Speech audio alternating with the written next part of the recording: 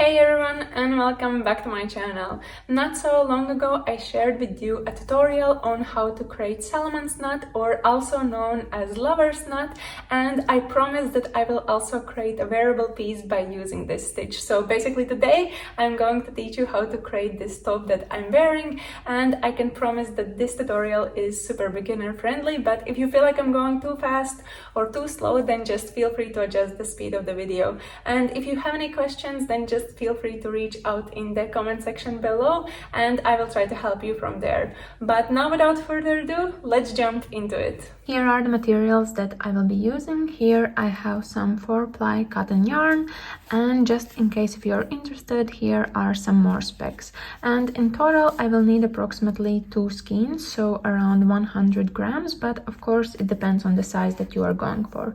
And of course you would need a crochet hook. For this project I will be using 3mm hook, and it will also be handy to have some stitch markers, as well as I will of course need scissors.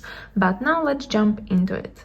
So first I'm just taking my yarn, and our first step would be to do a slip knot. So for that I just grab yarn like this, then I twist it to create a loop here, and then grab yarn and pull it through this loop to kind of create a bigger loop and also a knot. And then we can put this loop on our hook and just adjust the size of it so it actually fits this hook. And then our next step is to do 2 chains, so just yarning over and pulling the yarn through. So this is one, and then doing another one, so this is 2 chains.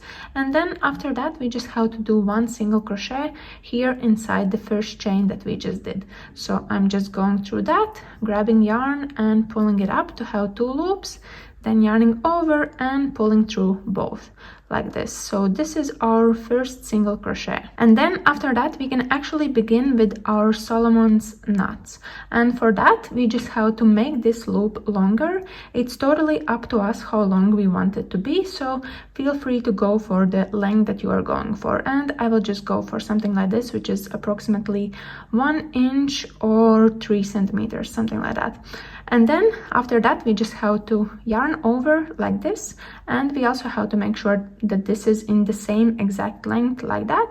And then to kind of hold this length, we can just take our thumb and move it a little bit up so it helps us. And then this loop that we just pulled, we are pulling it through the loop that we had initially like this. And then the next step is to do 1 single crochet, and we will be doing that through here, through going through these 2 loops that we have basically. So just going through there, then grabbing yarn and pulling it up to have 2 loops, then yarning over and pulling through both of them like this. And with that we have created our first Solomon's knot. So this is the whole process, and then after that we again just can repeat the same thing. So again, making this loop longer and trying to make it in the exact same length as this one. Of course it can be a little bit longer or shorter. Then we are just yarning over and making sure that this loop is also in an equal length, and then moving up our thumb and pulling this loop through the loop that we had like this, and then just performing a single crochet by going through this space between these loops like this. And with that we have created another Solomon's knot like this. And then after that we just keep on going and repeating the same process. So here I'm just trying to do it a little bit faster, and I have created another one like this. So this is the whole point, and perhaps let's do another one together. So making it longer, then yarning over and trying to have the exact length, moving up our thumb to hold this yarn and then pulling it through and doing a single crochet in between like this. So this is how it looks once I have created now 4 of them in total, and you just basically have to repeat the same thing. And the point is to actually create an uneven number of these loops that we have here. So depending on the length or the size of the panel that you are going for, just make sure that you have odd number. So in my case I will be going for 13 of these loops in total. So I will just continue by repeating the same thing, and then I will meet you back once I have done 13 in total. And so here in total I have done 13 loops, which in my case is going to be enough since I'm working on a body panel, but feel free to double check the size by just trying it on, and otherwise feel free to add more or less if it's needed, but just make sure that you have an odd number. So now we can proceed with working on the first row, and for that I'm just kind of like turning my work like this on the other side, but if you wish you can leave it as it is. And then before we begin, we actually have to make 2 more loops. So following the same process as before, we are just making loops that are also in the same length as we did them before. So here I'm just adding the first one and then also adding the second one like this. So now these 2 are added and we can proceed with the first row. And to start, we first just have to skip 3 loops. So 1, 2 and 3, and then inside this knot, this is where we are going to do a single crochet.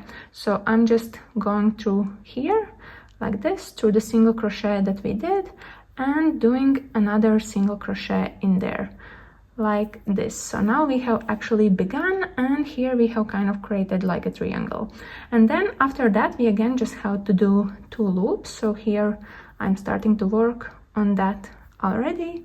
So here just adding the first one like this, and then also adding the second one right after that like that. So now these 2 are added, and then our next step again is to do a single crochet, and we first just have to skip 2 loops, so 1 and 2, and then inside this one, this is where we are adding a single crochet.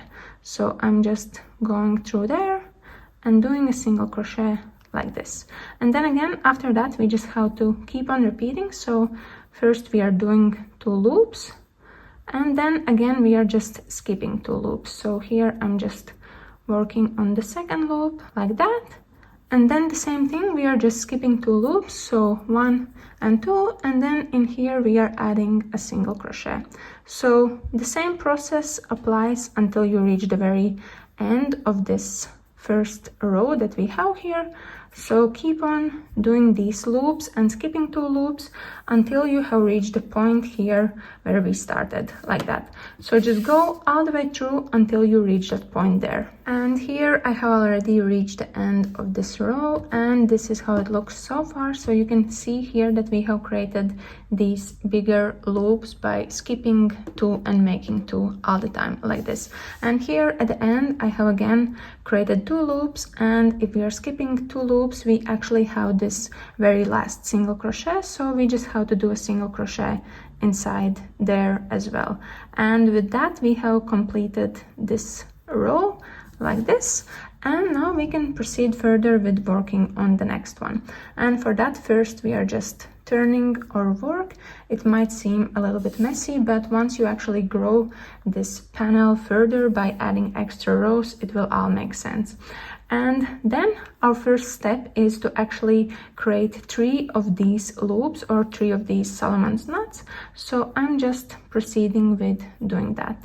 So working on the first one, then the second one in the same way as we did it before, and then also making the third one like this.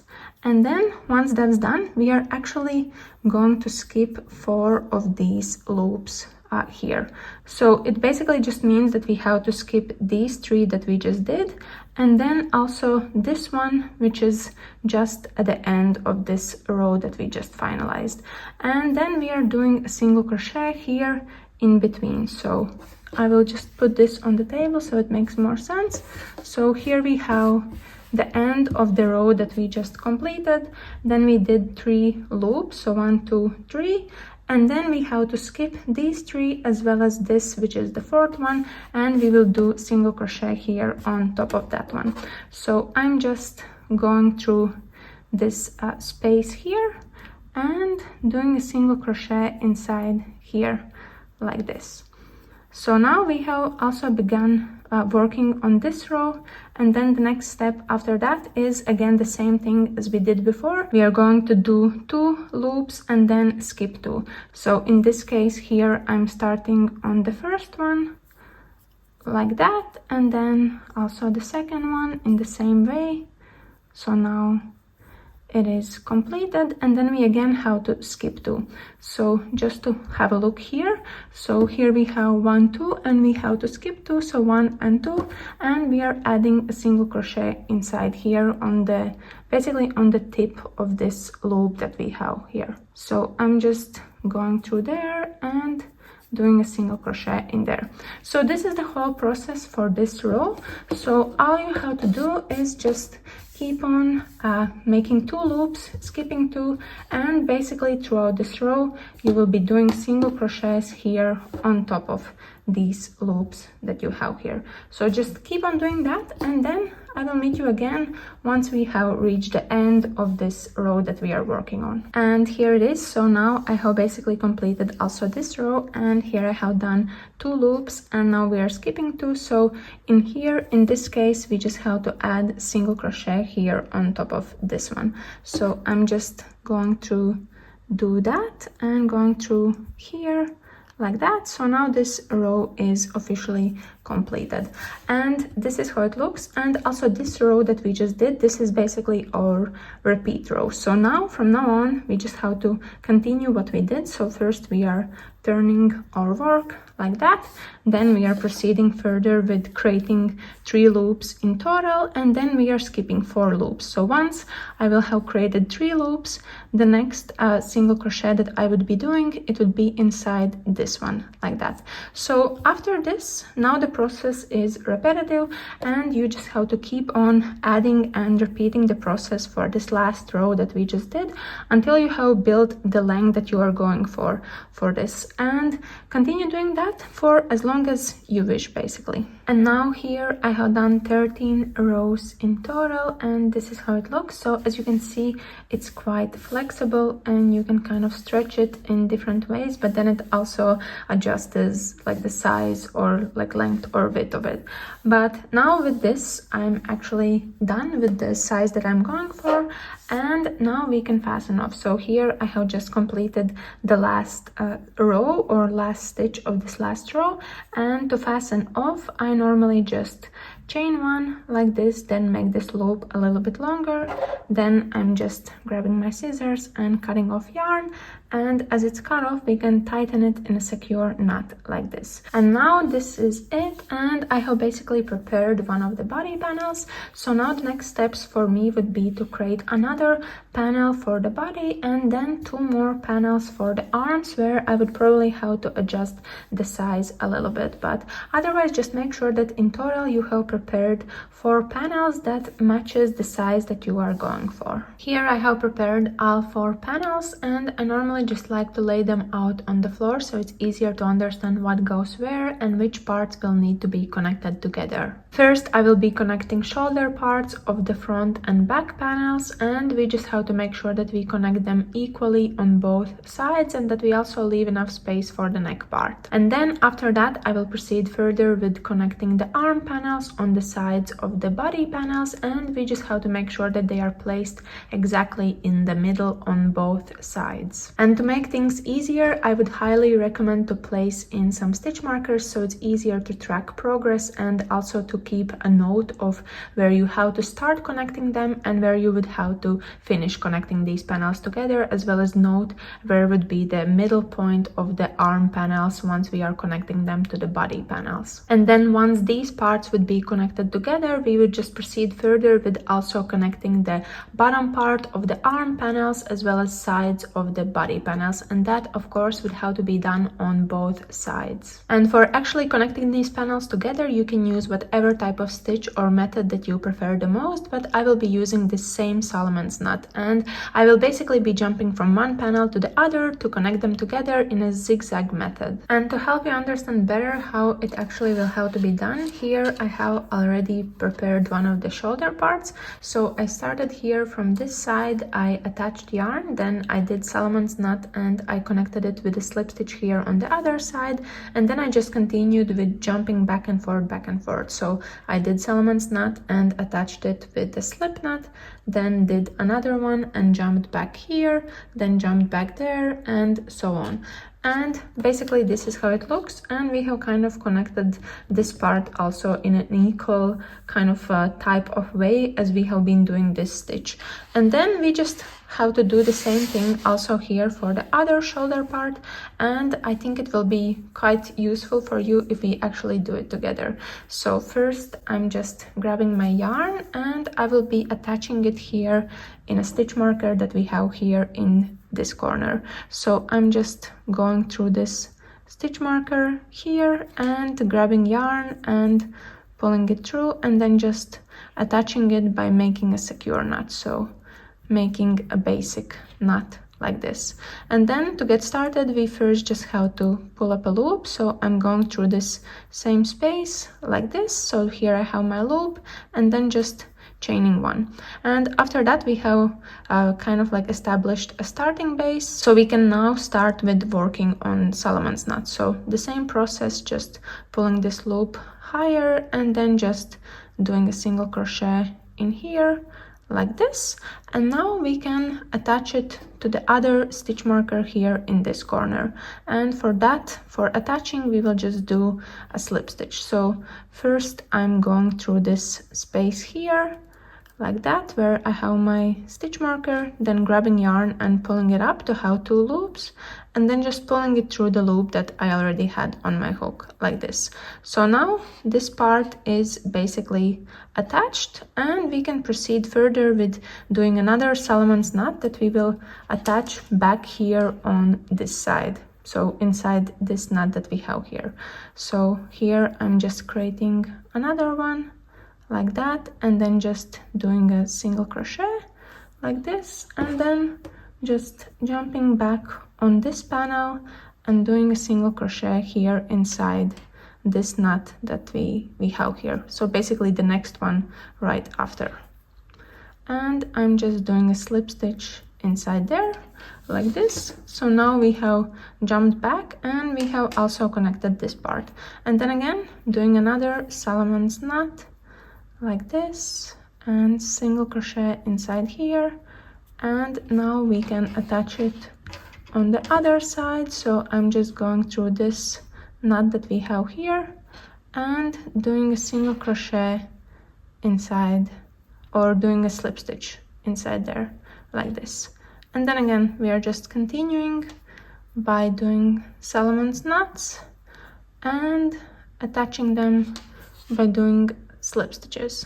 So here I just lost my loop from my hook, but I grabbed it back, and now I'm just going through this knot in here and doing a slip stitch again, and then again Solomon's knot, completing it like this, and then jumping on the other panel inside the next stitch that we haven't touched yet, which would be this one, and doing a slip stitch in there like that.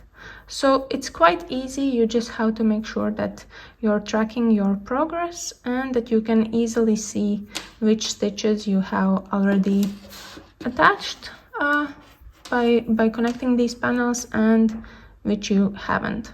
And now here I have almost reached the end, so here I have this Solomon's knot, and we just have to connect it here in the place where we have stitch markers. So I'm going through there, and this is basically the last stitch on this side, and then I'm just doing another Solomon's knot, and then we will also have to connect it here on the other side where we have this stitch marker here, because that is also our last stitch or last part that we have to connect for this shoulder part. So I'm going in there and doing a slip stitch like this, and then after that we can fasten off. So for that I'm just chaining one, then making this loop a little bit longer, and then just grabbing scissors and cutting off yarn, and as it's cut off we can just tighten in a secure knot like this. So now this shoulder part is also connected, and if I just stretch it out, here you can see how it actually looks